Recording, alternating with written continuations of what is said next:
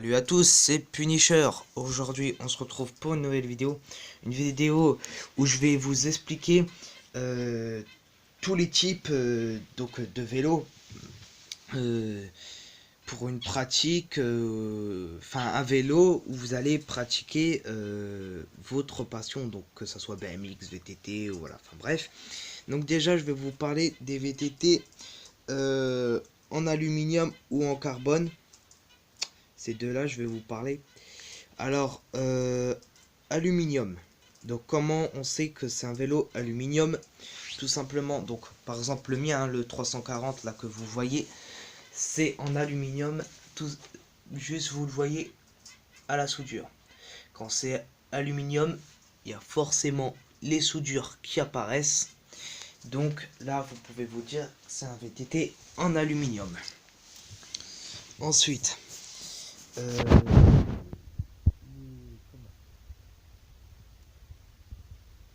VTT en carbone. Voilà, on va y arriver. Les VTT en carbone sont alors, déjà le prix. Niveau prix en aluminium, VTT aluminium, c'est beaucoup moins cher que ceux en carbone. Les vélos en carbone, donc le prix est beaucoup plus cher. Il y en a à partir de 1000 euros. Enfin, moi j'en ai vu que à partir de 1000 euros. Voilà, j'en ai pas vu en dessous.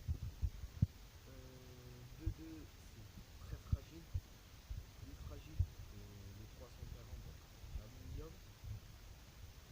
Et le troisième point, c'est bon, le carbone est beaucoup plus léger que l'aluminium, malgré que l'aluminium soit un VTT, donc par exemple celui-là, beaucoup plus léger.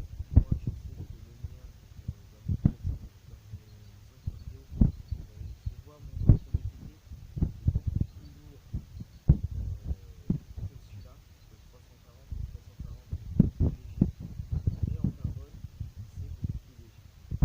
Ensuite, les autres détails que je voulais vous faire savoir, un VTT, donc par exemple, si vous voulez pratiquer un VTT, enfin, non, qu'est-ce que je dis, n'importe quoi.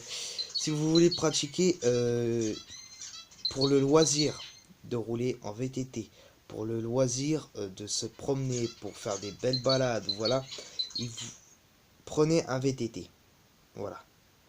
Ensuite, si vous voulez faire que de la route, vraiment quand je dis que de la route, c'est que de la route, hein.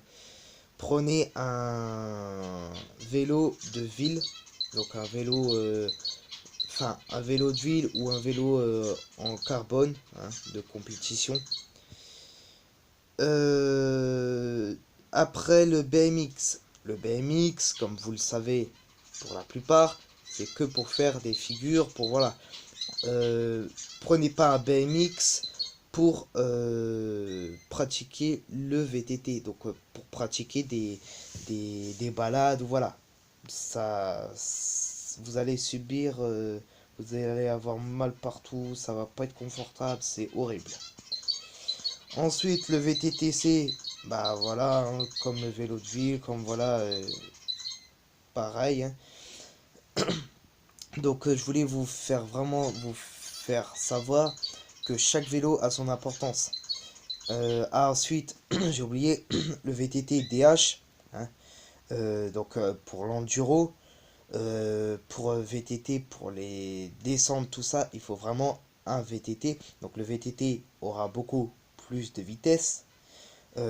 C'est normalement, si je me cours pas, normalement il y en a certains, c'est des monoplateaux. Et la fourche à l'avant sera beaucoup plus grande. Donc vous aurez double fourche en fait, si vous voulez. Donc voilà, c'est vraiment VTT pour la descente. La selle, bon, est réglable, mais comme vous pouvez le voir sur YouTube, ceux qui pratiquent, quand ils s'assoient sur le VTT, bah les jambes ils sont pliées. Donc c'est à peu près comme le BMX. Donc voilà, c'est vraiment que pour la descente. On peut faire bien sûr la route du bitume, voilà, mais c'est pas très confortable et c'est pas très recommandé parce que bon, c'est c'est pas très bien. Vaut mieux, si vous voulez, comme je vous dis, faire des belles balades, voilà, prenez un VTT. Voilà.